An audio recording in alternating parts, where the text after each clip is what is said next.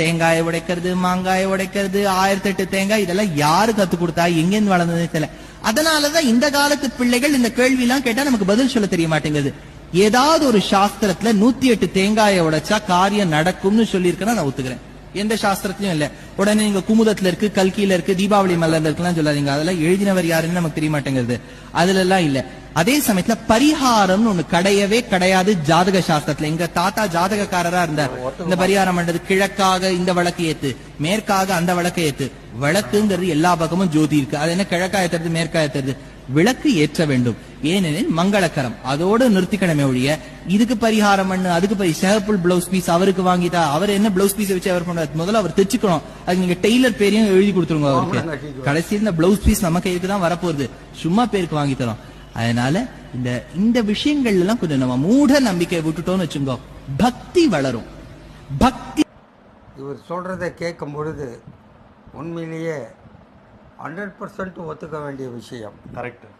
எந்த கடவுளும் எனக்கு படையல் போடு, 108 தேங்காவோட, தீபாவளிக்கு கறி ஆக்கி வை, பொங்கலுக்கு எனக்கு பொங்கல் வடை சுட்டு வை, பாயாசம் காய்ச்சி வை, எனக்கு பாலாபிஷேகம் பண்ணு, பன்னீர் அபிஷேகம் பண்ணு, விற்காத துணியை விற்கிறதுக்கும் விற்காத எண்ணெயை விற்கிறதுக்கும்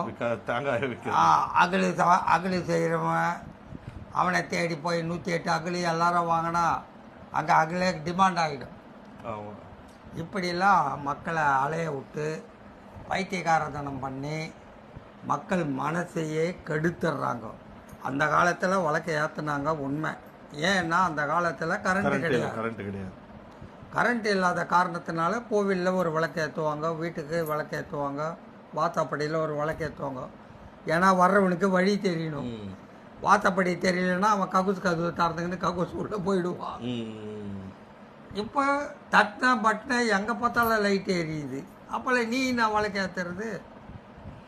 வெளிச்சம் இருக்கணும் வீட்டுக்கு. அது விளக்கேற்றி தான் வெளிச்சம் வரணும்னு இல்லையே. இப்போ தான் விஞ்ஞானம் வளர்ந்து போச்சு, எல்லாமே இருக்குது. கடவுள் எதையுமே யாருக்கிட்டையும் கேட்கல. அவர்கிட்ட நீ தான் கேட்குற, எனக்கு அத்தை கொடு இத்தை கொடுன்னு. அவரு கொடுக்க போகிறதும் கிடையாது.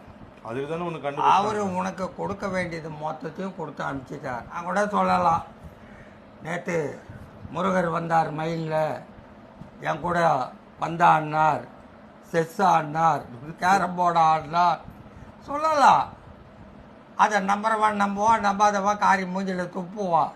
அதனால் இவர் சொன்னதை 100% நான் நம்புகிறேன்.